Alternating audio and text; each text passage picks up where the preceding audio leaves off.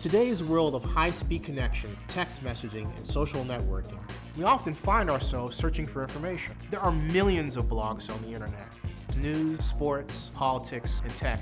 But I bring it all together for you and present it in a relentlessly unconventional fashion. My name is Zenny Abraham, and this is the Blog Report.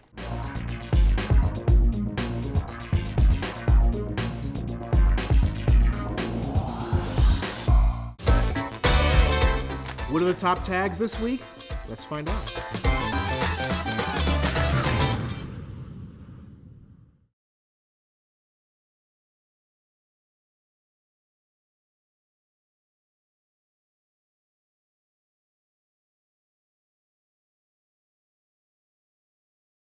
Hey everyone, a busy news day. Let's get to the top tags. First of all, Zig Ziglar is number one.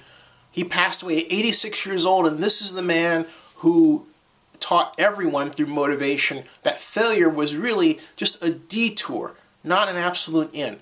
And this is particularly true for those who've been involved in startups, companies, and tech. You learn a lot by, or just not in tech, just starting a company. You learn a lot by making mistakes, but you don't stop, you move forward.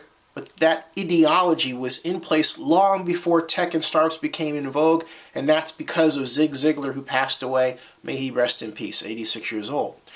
Mitt Romney is now done with his lunch with President Obama, and some people say, well, it's just something that we traditionally do. You know, opposition is a change of power. There was no change of power here. President Obama was reelected. Something else, too. President Obama had stated that he wanted to explore how Mitt Romney could help him in his next administration.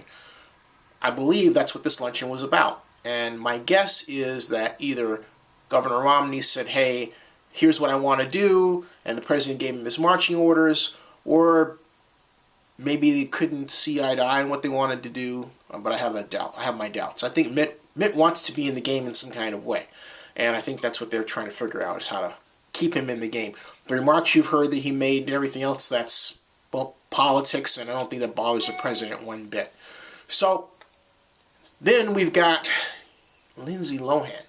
And Lindsay Lohan Lohan's not a top trend, okay? She's talked about, but she hasn't yet hit top trend because this happened early this morning. So let's see how this plays out in terms of where this goes with the trend.